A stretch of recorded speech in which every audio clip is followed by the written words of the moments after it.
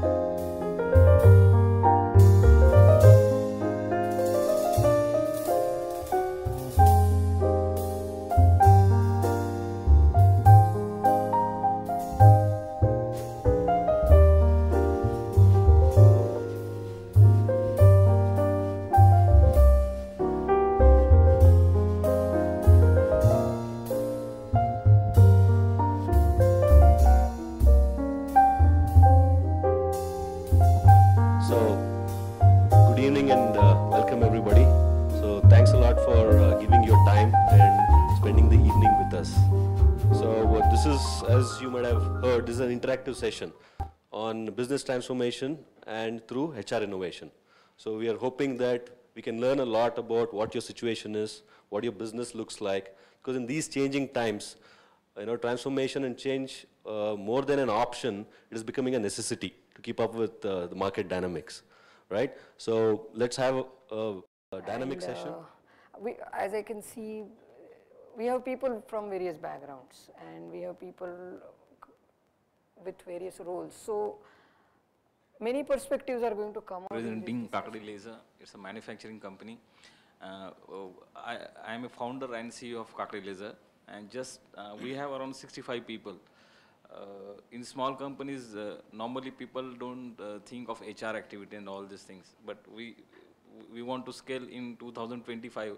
We want to be a company of 500 and more than that.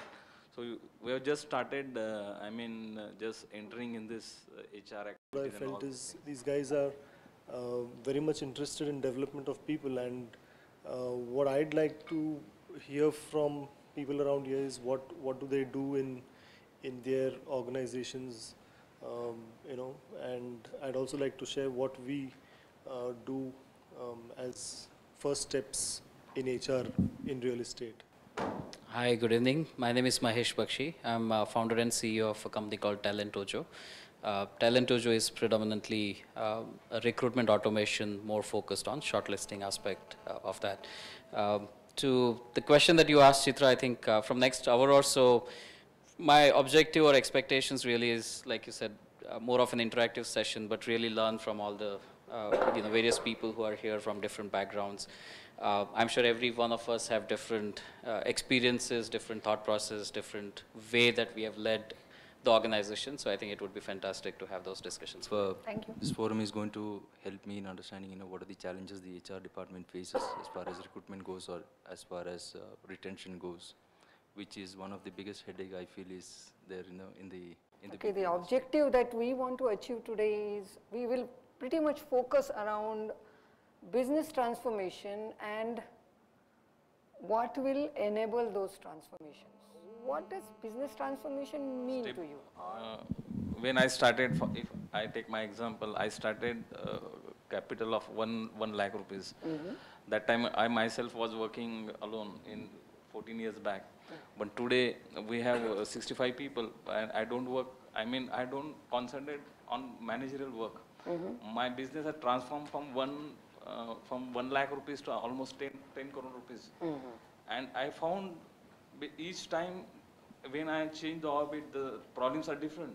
And that I feel, and again the market pressure, so many technology changing, because earlier that technology change was not so fast. Services company, be it a product company, be it a BPO company, whatever you do in the spectrum of ITES,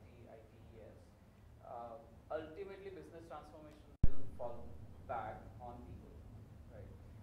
Because even if you're so what is business transformation? It's either you are launching a new line of business or products, or you are launching new line of services, or you are trying to expand the footprint because even if for a product company, if you want to change the direction of the product, ultimately people are driving it. If you want to change, if you're a services company, if you want to expand your footprint, it's the people who are driving the business. So from an IT perspective, I think, I was managing director for a very premium IT services firm called ThoughtWorks, and we have done a lot of business transformation engagements as part of our offering.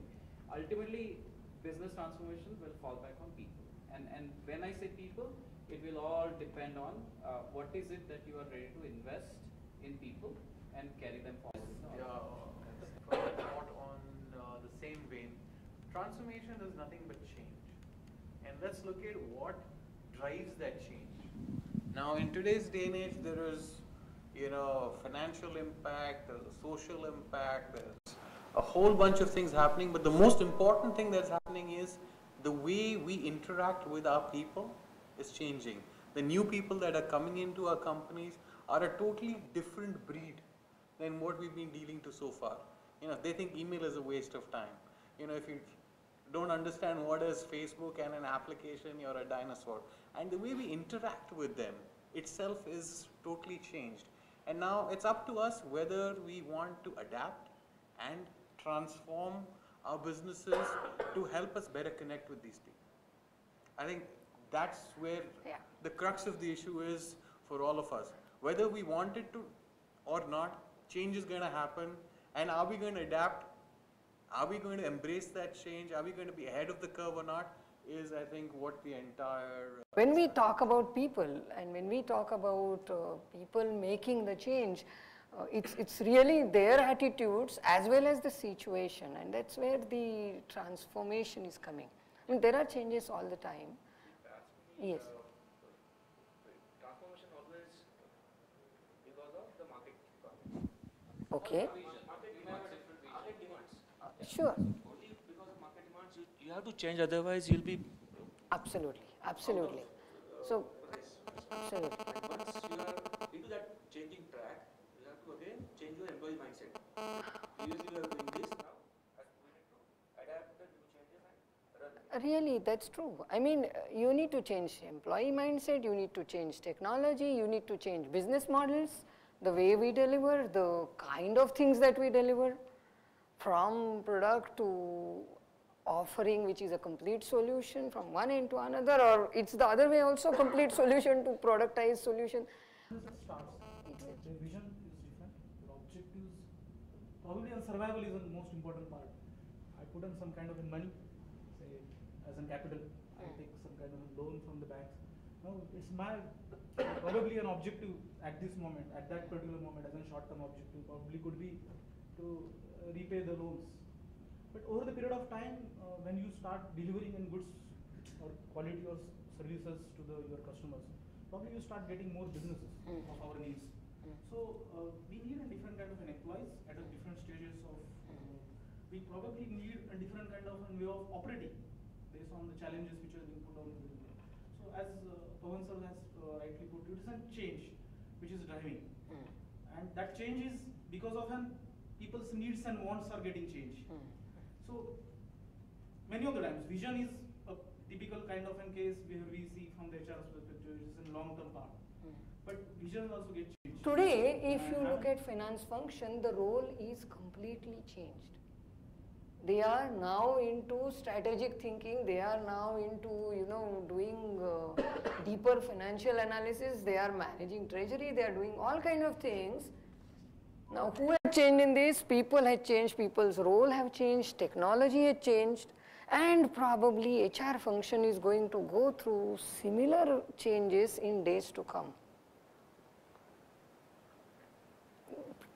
Not just HR, all support functions for that matter, be it purchase, be it sales, be it whatever support functions, probably their roles are changing. Are our people ready for those role changes? What happens to the line managers when most of HR functions are to be done by the line people? Are we ready for that technology change? So many questions will come if we consider transformation as complete change in the way we conduct our business. How it changed others and how it changed me. So I feel quite convinced about that kind of impact of technology, impact of processes. I mean, process is beyond getting ISO certificate. Process is far more than that, and if we really consider it offline some other time, and we can share stories of processes, how they change the speaking, when we are talking volumes, there are processes, right? And that is where the big challenges will be there. TCS has few lakh employees. The performance management system of TCS is extremely complex piece of software. But because of that, that entire PMS activity gets over in a very short time frame of few weeks. Probably one more question, saying that, okay, now we have talked about certain things that are very interesting, but really I would love to know if some of the people here can say, okay, now this is one of the main area that is giving me pain in a certain, from your specific business. So in terms of either what is happening with the people or an external factor that has affected something so that you are forced to change, if you can, that will be really great if we could this is what have something like even we, though we cater to our clients for the manpower requirements, but this is even our challenge because we have to provide them with the replacement period. If the candidate leaves, the client company, within 3 months, within 90 days, so we have to provide them replacement, or else we don't get our, so we have to even provide clients the solutions to retain the, to retain candidates. So I feel in the earlier 3 months where candidates joining, anyways all HR policies are in place. So even I expect HR managers to convince the candidates how it will be beneficial for their career if they stick to the company for more years, and how job hopping will affect them in the long term. That should be also the part. I am concerned with that. I am a technical guy, and we are focusing on just the growth of the company, the sale growth and everything. But the HR part, that remains untouched by or unseen by us. So is there anything for entrepreneurs like us or SMEs like us that HR part will be taken care of? Yeah. Nitin sir has specifically discussed about that. When we tried to analyze why skilled people are being leaving, or why we are not able to attract good talent, then we came to know that we have a different kind of value set as an organization. Probably we are an SME organizations, but when we approach to the candidates, they have different expectations. We are probably reaching to those candidates who are not a right connect for us, who probably may not value our vision, value our ideas. So when we tried to connect it with the employees, probably we, at the time of recruitment or selection, and as well as communicating the right message to the employees who are working in the organization, communicating the objective of the organization in a right way to the employees, probably we got some kind of an output in terms of the challenges, that is on retaining the employees or attracting a good talent. Probably those problems over the period of time, when we started implementing it in small parts, probably those things started giving us the results. So that's just analysis of process and good use of technology. There is no other way. People will have aspiration, people will go away.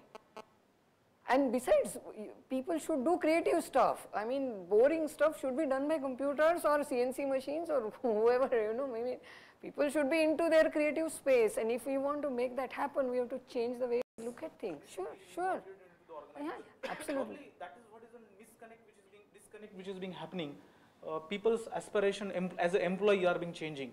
So when cultural things will get mixed together along with technology, many of the times when implementing any technological solution, what's happening is a cultural aspect is missing.